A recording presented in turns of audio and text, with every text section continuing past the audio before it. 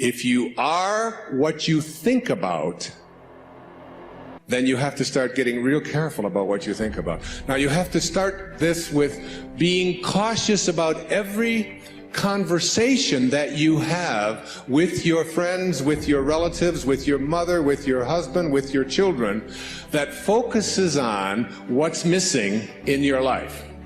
Because if you want to attract something into your life, something good, something grand, something godlike, something prosperous, something of well-being, health, whatever it might be, if you want to attract that into your life, but you're talking about what's missing and thinking about what's missing, and you understand that what you think about is what expands, you will continue to expand more of what's missing, and you'll continue to attract what's missing in your life. I never talk about what's missing in my life.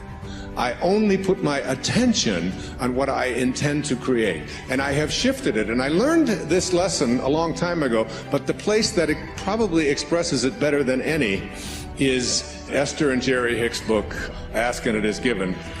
The Teachings of Abraham is called Learning to Manifest Your Desires.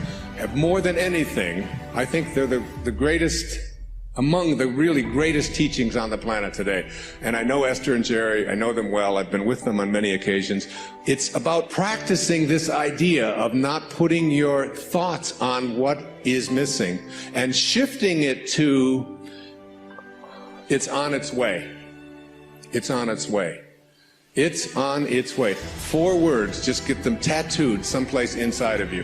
Whatever it is that you would like to attract into your life, know that it's on its way. And I want to say to you that as you begin to get your thoughts more harmonized with Tao thinking, that is, with the thinking of the source, the thinking of God, that which always has been, that which does nothing but leaves nothing undone, as you begin to more and more harmonize in this way, what happens is that you start elevating your thoughts so that the habit of how you think becomes more harmonized. Rather than a polarity with what you want to attract, it becomes harmonized with it, and it becomes your natural way of how you think all the time.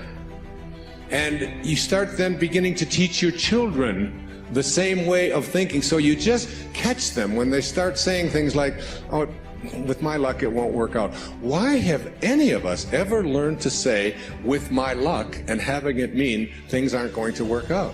Why wouldn't you say, and just have it as your habit, with my luck, it'll probably show up faster than it normally does? Why not have that kind of a way? Because here's what happens. As you begin to shift the way that you think and have an anticipation that this thing is going to work out for you, you can only act upon your thoughts. And as you get these higher and higher thoughts, what happens is that the thought is now more aligned with what it is you want to attract, and then you start acting upon that thought. And as you start acting upon the thought that it will work out, that it's probably on its way, you start to see how this whole system all works. In other words, call it the universe, whatever you want, begins to conspire with you. It begins to act almost where you suddenly become a collaborator with fate. And instead of fate being something that just might or might not happen to you, you're in collaboration with what it is that you want to attract. I mean, ask any physician, there's physicians here today, ask them about something called the will to live. Ask them about somebody who's going in for a corneal transplant and thinks that I'm going to see when this thing is done, rather than someone who thinks it probably won't work out. And which one would they rather work with? What is this thing called the will to live? What is this thing, this inner kind of thing that says, I refuse to allow myself to think? I say to my mother, who's 90 years old, almost 91 years old. I was with her for the last 5 days, every day, all morning long with her. And she's been going through some difficulties and so on. Most of you saw her on the PBS show, if you saw The Inspiration. She has always said to me how she was going to die. She said it to me when she was 60. what her death was going to look like, when she was going to die in her sleep, and it was going to be, it was going to be a peaceful thing, and she was going to do it when she was ready. When she was ready, she would leave, and she would know when it was time. And she says, and don't think it's time. I said, well, you got a hangnail there. Maybe we should just move on with it. And she said, no, I'll tell you when I'm ready. But she has always said, I will never allow Alzheimer's into my life. She's always said that is not something. She'll say things like, well, I can't remember this name quite as well as I did before, but that concept of all, it's just not anything that I've ever allowed myself to think is a possibility. And I said to her, well, what if you're wrong? She'll say, well, who'll know the difference? And they've done research on this, in studies on gerontology, where what does your life look like from 60 plus versus what does your life look like below, from 60 down to into your 20s? That people who live a dynamic life into their 60s, 70s, 80s, and 90s, people who feel strong, who don't feel that getting older means that I have to in any way decline any place, physically or mentally. Getting older has nothing to do with the concept of declining. That when people are in their 20s and 30s and 40s and 50s, and this is their perception of what their life is going to be like when they're in their 60s, that those people have a much greater chance of not attracting the kinds of diseases that are so much age-related as do people who think of old as infirm and declining throughout their 20s, 30s, 40s, and 50s. That you change the way you believe about that and you say declining is not a possibility. I don't think about what's missing. You don't put your attention on what's missing. You don't tell other people about what's missing. And you don't tell other people about what you can't do and what isn't working and how terrible the world is. And the Tao teaches so much of it was written for leaders, people in positions of power.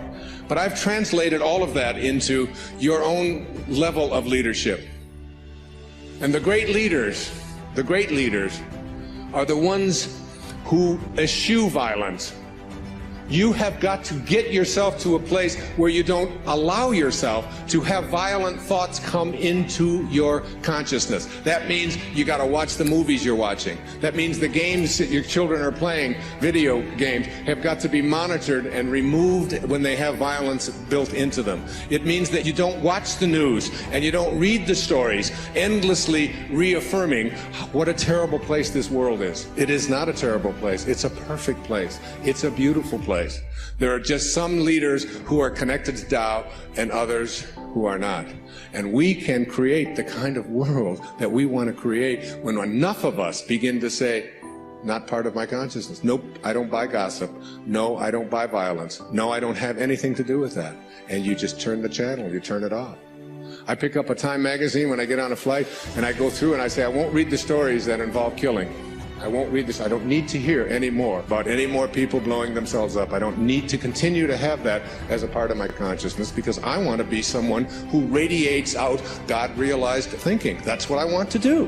And I can't do that if I'm constantly being imbued with that. So I just go through the pages, and usually I say, oh, just threw away another $4.95. There's nothing in it to read. Every once in a while, good story about maybe Tiger Woods or something, but by and large, there's not much in there. And you don't have to fill yourself with that kind of energy. So you don't put your thoughts on what's missing. You don't put your thoughts on what always has been. You don't put your thoughts on what others want for you, unless you want more of what others want for you to continue to show up into your life. So that if you're having conflicts with anybody that's out there, you don't have to put your attention on any thought that is out of harmony with the relationship that you would like to have. It doesn't have to be. You can have a love story replace a hate story by just changing your thoughts in any moment of your life. As you'll see, some of you will see it this afternoon, as Katie works with some of you and does the work and teaches you to ask yourself these questions about how can you be sure? How can you be sure that that thought is true? Why not have a love relationship with your ex-husband or your ex-wife? Why not have a love relationship with your in-laws? Why not? Why not have it with everyone on the planet? Why not? Indeed, why not? Every moment of your life, this choice is yours. You can either be a host to God or a hostage to your ego. It's your call. God bless you, and thank you for your attention. Namaste. Thank you.